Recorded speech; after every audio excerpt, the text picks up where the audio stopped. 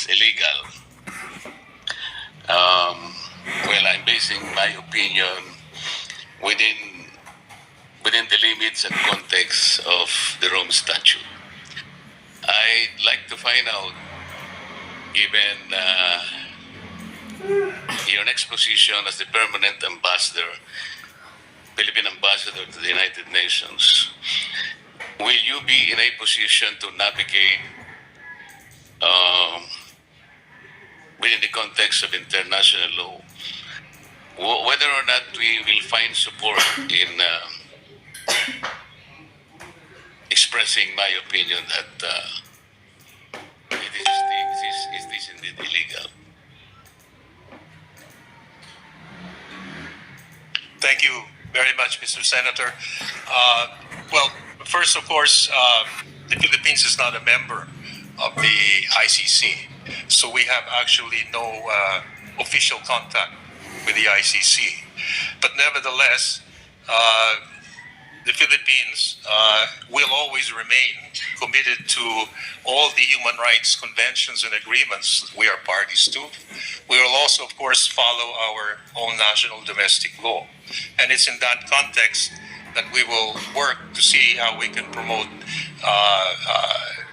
the various commitments that all countries have to human rights conventions. And it's in that context we will work. And therefore, at least as far as my position is concerned in New York, that would be the basic thrust that I would seek to undertake. Also bearing in mind that, as you know, the possibility that I think was mentioned earlier that the president would be open to considering at some stage in the future the possibility of rejoining the ICC.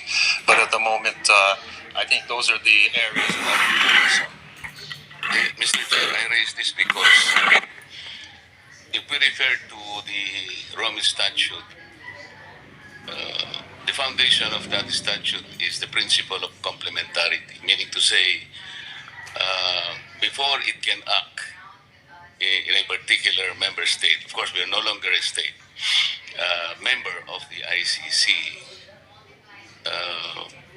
the jurisdiction, the national law of that particular state will govern. There hasn't been any pronouncement of our judicial system, the National Prosecution Service cannot function or remains to be inactive.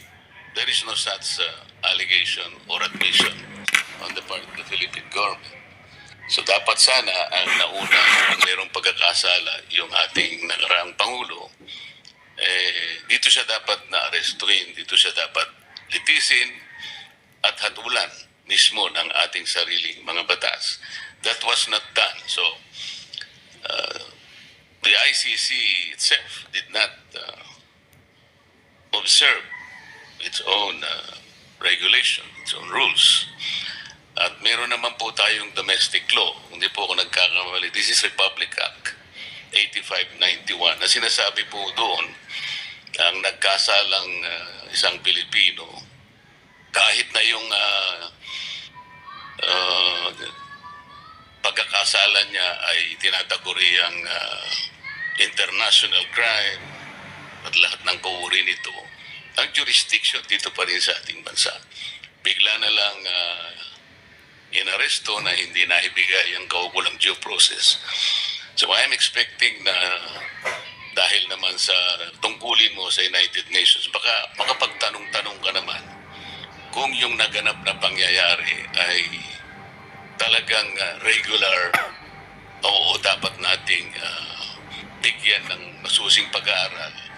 Baka naman nagkamali ang nakagawa ng ganito. Yun lang naman ang punto, Mr. Secretary. Mr. Ambassador. Thank you, Mr. Chair. If you care to reply.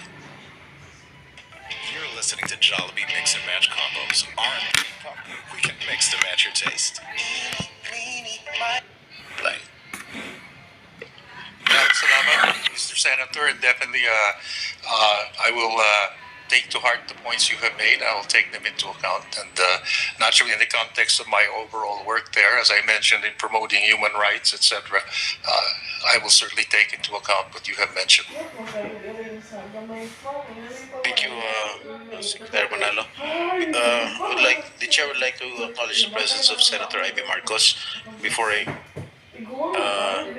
Congressman Pido Garbi. Thank you, Mr. Chair, and morning to our esteemed colleagues.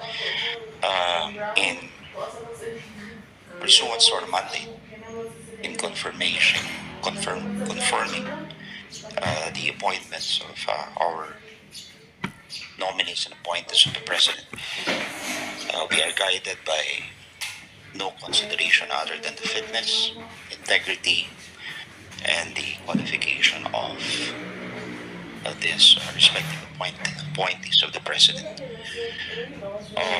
Mr. Chair, I can vouch that Mr. Enrique Manalo, which will be our permanent representative of the Republic of the Philippines in the United Nations, embodies all these attributes and qualifications.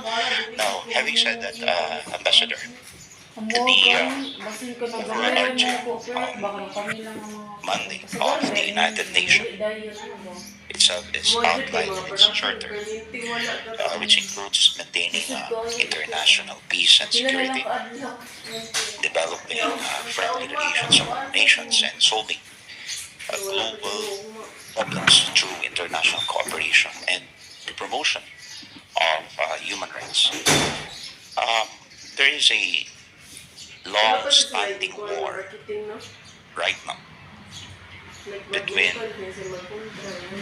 Palestine and Israel, and the recognition of Palestinian state was upheld by 147 UN member states.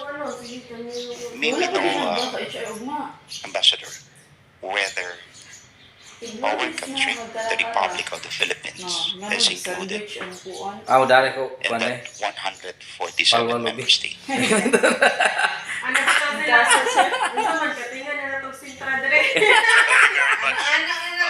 Mr. Congressman, the particular question, yes, we are included. The Philippines has long held the view of a two-state solution to the issue in Palestine. Of course, that being said, at the same time, we are very deeply concerned about the humanitarian situation in Gaza as it stands now, and the suffering of the civilian population. And I think recently the President spoke quite clearly on this, and the Philippines is certainly committed to